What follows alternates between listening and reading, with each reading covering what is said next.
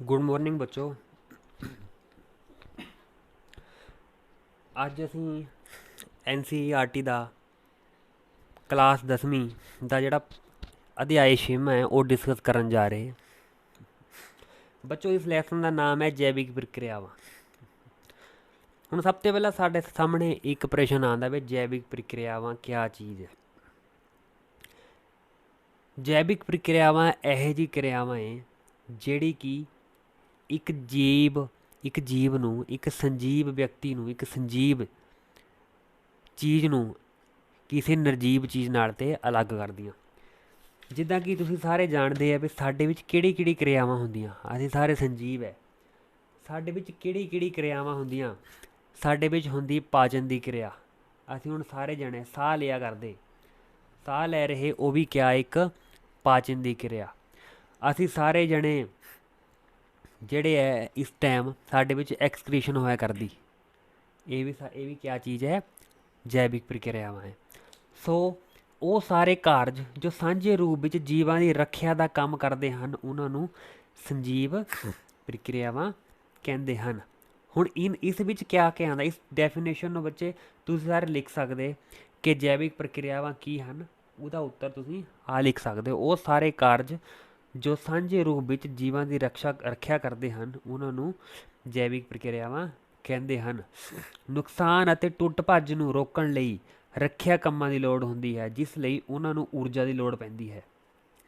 ਇਹ ਊਰਜਾ ਸੰਬੰਧਿਤ ਜੀਵ ਦੇ ਸਰੀਰ ਵਿੱਚੋਂ ਬਾਹਰ ਨਿਕਲਦੀ ਹੈ। ਹੁਣ ਜਿਹੜੀ ਊਰਜਾ ਨਿਕਲਦੀ ਹੈ ਸਾਡੇ ਸਰੀਰ 'ਚ, ਤੇ ਊਰਜਾ ਕਿੱਥੇ ਦੇ ਆਉਂਦੀ? ਊਰਜਾ ਆਉਂਦੀ ਸਾਡੇ ਭੋਜਨ 'ਤੇ। ਹੁਣ ਜਿਹੜਾ ਭੋਜਨ ਹੈ, ਇੱਦਾਂ ਨਹੀਂ ਵੀ ਭੋਜਨ ਅਸੀਂ ਖਾ ਲਿਆ ਤਾਂ ਊਰਜਾ ਨਿਕਲ ਗਈ। ਹੁਣ ਉਹ ਭੋਜਨ ਦੀ ਜਿਹੜੀ ਹੈ, ਉਸ ਭੋਜਨ ਦਾ ਆਕਸੀਕਰਨ ਹੋਣਾ, ਉਹ ਆਕਸੀਕਰਨ ਹੋਣਾ ਆਕਸੀਜਨ ਨਾਲ, ਜਿਹੜੀ ਅਸੀਂ ਗੈਸ ਲਈ ਹੈ। ਹੁਣ ਅਸੀਂ ਇਸ ਚੀਜ਼ ਤੋਂ ਇਹ ਜਿਹੜਾ ਸਿੱਟਾ ਕੱਢ ਸਕਦੇ ਵੀ ਇੱਕ ਸਾਡੀ ਬੋਡੀ ਦੇ ਜਿੰਨੇ ਵੀ ਸਿਸਟਮ ਹੈ ਸਾਰੇ ਇੰਟਰਕਨੈਕਟਡ ਹੈ। ਸਾਡੀ ਬੋਡੀ ਵਿੱਚ ਲਗਭਗ 12 ਸਿਸਟਮਸ ਹੈ, 12 ਸਾਡੀ ਸਰੀਰ ਵਿੱਚ ਪ੍ਰਣਾਲੀਆਂ ਹੈ। ਹੁਣ ਬੱਚੋ ਅਸੀਂ ਇਹ ਦੇਖਦੇ ਹੈ ਕਿ ਸਾਡੇ ਸਰੀਰ ਵਿੱਚ ਪੋਸ਼ਣ ਹੁੰਦਾ, ਫਿਰ ਸਾਡੇ ਸਰੀਰ ਵਿੱਚ ਸਾਹ ਕਿਰਿਆ ਵੀ ਹੈਗੀ ਹੈ। ਤਾਂ ਇਹੋ ਜਿਹੀ ਸਾਡੀ ਕਿਰਿਆ ਸਾਡੇ ਸਰੀਰ ਵਿੱਚ ਪ੍ਰਜਨਨ ਦੀ ਕਿਰਿਆ ਹੈਗੀ ਹੈ, ਐਕਸਕ੍ਰੀਸ਼ਨ ਦੀ ਹੈ, ਹੋਰ ਕਈ ਸਾਰੀ ਜਿਹੜੀਆਂ ਕਿਰਿਆਵਾਂ ਹੁੰਦੀਆਂ ਉਹ ਅਸੀਂ ਅੱਗੇ ਡਿਸਕਸ ਕਰਨੀਆਂ। ਬੱਚੇ ਸਭ ਤੋਂ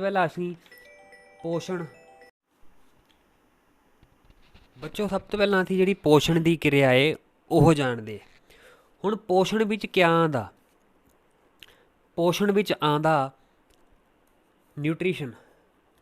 ਨਿਊਟ੍ਰੀਸ਼ਨ ਮਤਲਬ ਸਾਨੂੰ ਸਾਰਿਆਂ ਨੂੰ ਜਿੱਦਾਂ ਪਤਾ ਹੈ ਵੀ ਸਾਨੂੰ ਖਾਣ ਵਾਸਤੇ ਭੋਜਨ ਦੀ ਲੋੜ ਹੈ। ਉਹ ਭੋਜਨ ਅਲੱਗ-ਅਲੱਗ ਹੋ ਸਕਦਾ ਅਲੱਗ-ਅਲੱਗ ਜੀਵਾਂ ਵਾਸਤੇ।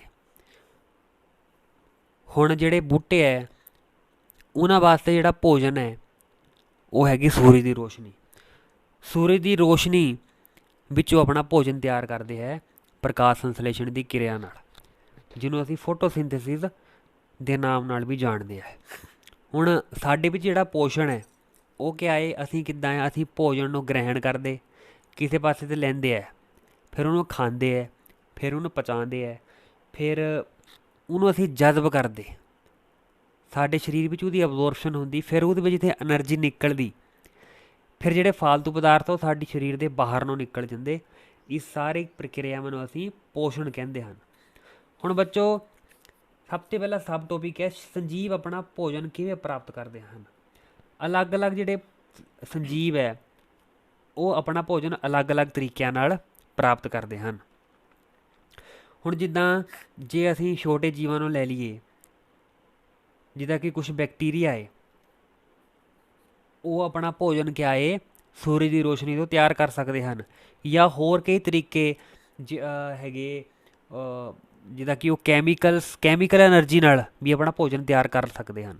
ਇਸ ਤੋਂ ਇਲਾਵਾ ਜਿਹੜੇ ਹਰੇ ਪੌਦੇ ਹੈ ਉਹ ਪ੍ਰਕਾਸ਼ ਸੰਸਲੇਸ਼ਣ ਦੀ ਕਿਰਿਆ ਨਾਲ ਆਪਣਾ ਜਿਹੜਾ ਭੋਜਨ ਹੈ ਉਹ ਤਿਆਰ ਕਰਦੇ ਹਨ। ਔਰ ਭੋਜਨ ਅਗਰ ਉਹ ਖਾਂਦੇ ਹੈ ਤਾਂ ਉਸ ਖਾਏ ਹੋਏ ਭੋਜਨ ਨੂੰ ਪਚਾਉਣ ਵਾਸਤੇ ਸਰੀਰ ਵਿੱਚ ਖਾਸ ਤਰ੍ਹਾਂ ਦੇ ਪਦਾਰਥ ਹੁੰਦੇ ਹਨ ਜਿਨ੍ਹਾਂ ਨੂੰ ਅਸੀਂ ਐਂਜ਼ਾਈਮ ਕਹਿੰਦੇ ਹਨ। ਤੁਸੀਂ ਇਹ ਕੁਐਸਚਨ ਲਿਖ ਵੀ ਸਕਦੇ ਹਨ ਕਿ ਐਂਜ਼ਾਈਮ ਤੋਂ ਤੁਹਾਡਾ ਕੀ ਭਾਵ ਹੈ। ਐਂਜ਼ਾਈਮ ਤੋਂ ਤੁਹਾਨੂੰ ਕੀ ਭਾਵ ਹੈ?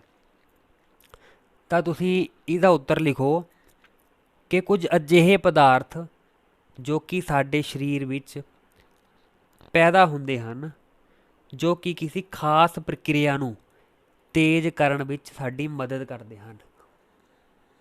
ਬੱਚੋ ਸਾਡੇ ਸਰੀਰ ਵਿੱਚ ਕਈ ਤਰ੍ਹਾਂ ਦੇ ਐਂਜ਼ਾਈਮਸ ਹੈ, ਉਹ ਸਾਡੀ ਜਿਹੜੀ ਸਰੀਰ ਵਿੱਚ ਕਈ ਕਿਰਿਆਵਾਂ ਹੁੰਦੀਆਂ ਉਹਨੂੰ ਤੇਜ਼ ਕਰ ਦਿੰਦੇ ਹੋ, ਉਹਨਾਂ ਨੂੰ ਅਸੀਂ ਐਂਜ਼ਾਈਮਸ ਕਹਿੰਦੇ ਹਾਂ। ਹੁਣ ਜਿਹੜੀ ਅਸੀਂ ਰੋਟੀ ਖਾਂਦੇ ਉਹਨਾਂ ਨੂੰ ਪਚਾਉਣ ਵਾਸਤੇ ਸਾਡੇ ਸਰੀਰ ਵਿੱਚ ਪਾਚਕ ਐਂਜ਼ਾਈਮ ਹੁੰਦੇ ਹਨ, ਉਹਨਾਂ ਨੂੰ ਵੀ ਅਸੀਂ ਪਾਚਕ ਐਂਜ਼ਾਈਮ ਕਹਿੰਦੇ ਹਨ। ਜਿੱਦਾਂ ਕਿ ਐਗਜ਼ਾਮਪਲ ਆ ਗਈ ਟ੍ਰਿਪਸਿਨ ਆ ਗਈ, ਰੈਨਿਨ ਆ ਗਈ, ਫਿਰ ਪ੍ਰੋਟੀਏਸਿਸ, ਇਹ ਸਾਰੇ ਐਂਜ਼ਾਈਮਸ ਹੈ।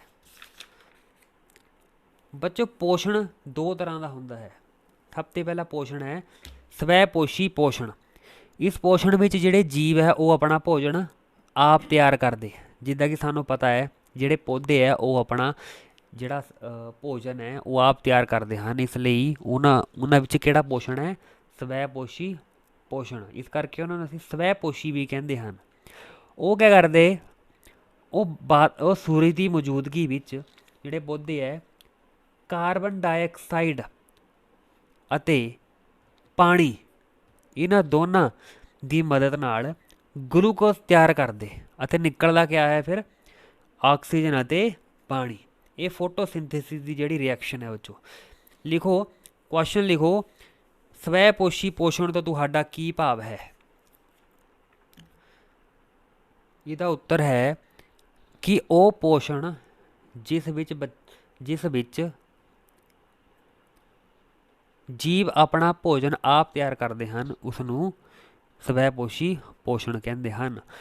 ਹੁਣ ਬੱਚੋ ਇਹਦੇ ਵਿੱਚ ਐਗਜ਼ਾਮਪਲ ਆ ਜਾਂਦੀ ਬੈਕਟੀਰੀਆ ਹੋ ਗਿਆ, ਪੌਦੇ ਹੋ ਗਏ ਹਰੇ, ਫਿਰ ਯੁਗਲੀਨਾ ਹੋ ਗਿਆ, ਇਹ ਸਾਰੇ ਸਵੈ ਪੋਸ਼ੀ ਪੋਸ਼ਣ ਦੀ ਐਗਜ਼ਾਮਪਲ ਹੈ। ਹੁਣ ਇਹਦੀ ਜਿਹੜੀ ਸਾਡੇ ਕੋਲ ਰਿਐਕਸ਼ਨ ਹੈ ਉਹ ਆ ਦਿੱਤੀ ਵੀ ਕਿ 6 ਜਿਹੜੇ ਹੈ ਮੋਲੀਕਿਊਲਸ ਆਫ ਕਾਰਬਨ ਡਾਈਆਕਸਾਈਡ ਹੈ,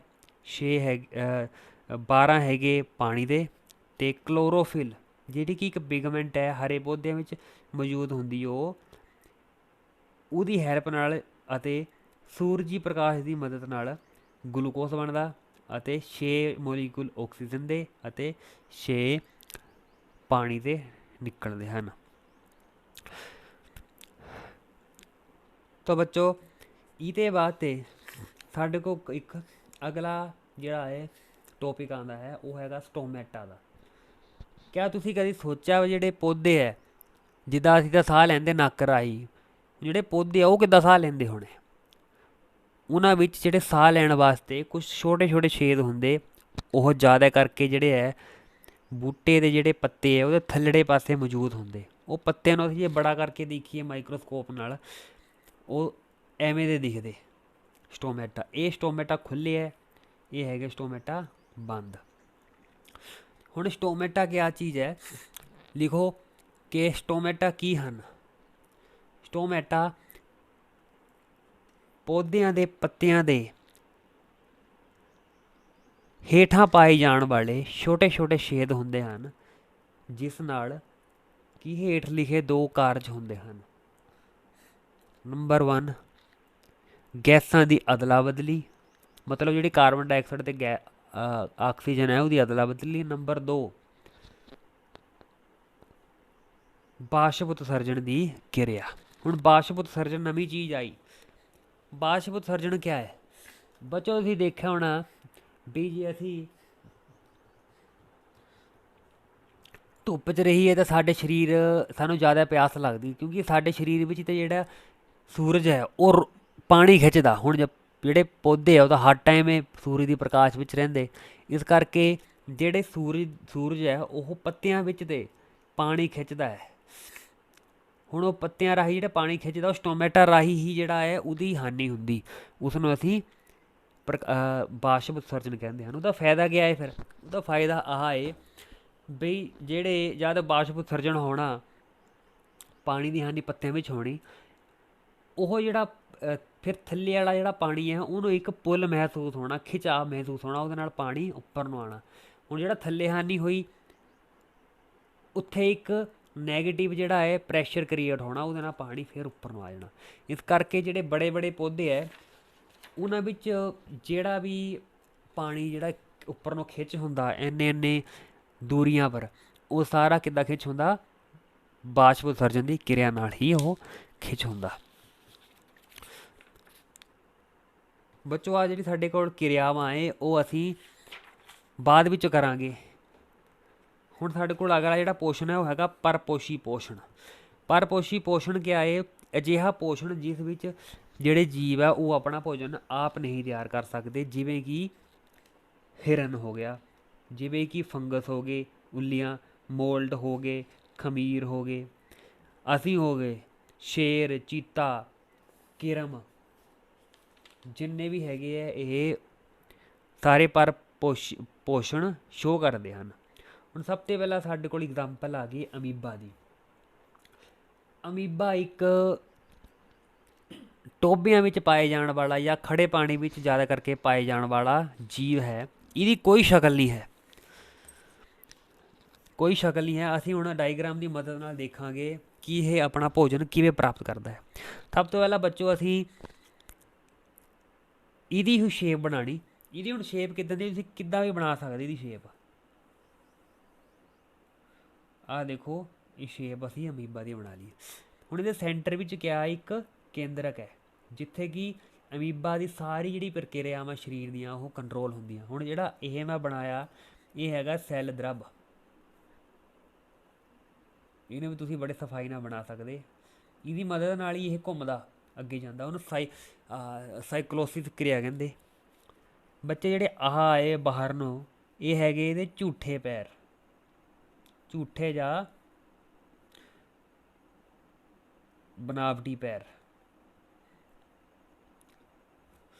ਇਹਦੀ ਮਦਦ ਨਾਲ ਹੀ ਅੱਗੇ ਨੂੰ ਜਾਂਦਾ ਹੈ। ਹੁਣ ਸਮਝ ਲਓ ਅਮੀਬਾ ਨੂੰ ਕੋਈ ਭੋਜਨ ਦਾ ਟੁਕੜਾ ਮਿਲ ਗਿਆ। ਹੁਣ ਅਮੀਬਾ ਨੇ ਕਿਆ ਕਰਨਾ? ਇਹਦੇ ਵੱਲ ਨੂੰ ਮੂਵ ਕਰਨ ਦੀ ਕੋਸ਼ਿਸ਼ ਕਰਨੀ ਵੀ ਮੈਂ ਭੋਜਨ ਜਿਹੜਾ ਆਪਣਾ ਟੁਕੜਾ ਪ੍ਰਾਪਤ ਕਰ ਸਕਾਂ। ਹੁਣ ਜਿਹੜੇ ਝੂਠੇ ਪੈਰ ਹੈ ਇਹਨੇ ਮੂਵ ਕਰਨਾ। ਹੁਣ ਦੇਖਾਂਗੇ ਅਸੀਂ ਤੀਜੀ ਸਟੇਜ ਵਿੱਚ ਵੀ ਜਿਹੜਾ ਅਮੀਬਾ ਏ ਉਹ ਮੂਵ ਕਰਨ ਲੱਗ ਪਿਆ ਇਸ ਭੋਜਨ ਦੇ ਟੁਕੜੇ ਵੱਲ ਨੂੰ।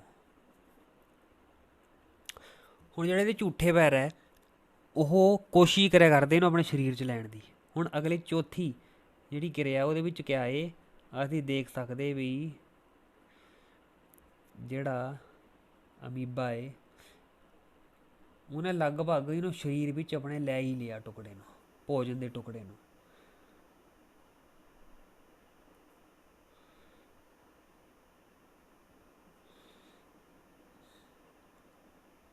ਅਗਲੀ ਸਟੇਜ ਵੀ ਦੇਖਾਂਗੇ ਕਿ ਅਮੀਬਾ ਨੇ ਇਹ ਭੋਜਨ ਦਾ ਟੁਕੜਾ ਸਰੀਰ ਵਿੱਚ ਲੈ ਲਿਆ ਅਤੇ ਇਸ ਨੂੰ ਡਾਈਜੈਸਟ ਕਰ ਲਿਆ ਹੈ।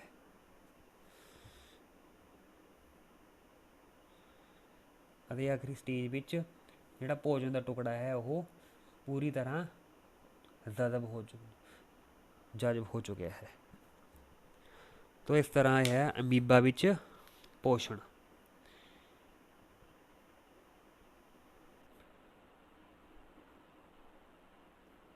ਬੱਚਿਆਂ ਨੂੰ ਤੁਸੀਂ ਕਾਪੀ 'ਤੇ ਡਰਾ ਕਰ ਲਓ ਅਤੇ ਅਸੀਂ ਅਗਲੇ ਜਿਹੜੇ ਸਾਡੇ ਚੈਪਟਰਸ ਹੈ, ਅਗਲੇ ਜਿਹੜੇ ਸਾਡੇ ਸਬ ਟੋਪਿਕਸ ਹੈ ਇਸ ਚੈਪਟਰ ਦੇ, ਉਹ ਅਸੀਂ ਅਗਲੀ ਲੈਕਚਰ ਵਿੱਚ ਸਿੱਖਾਂਗੇ। ਧੰਨਵਾਦ ਜੀ।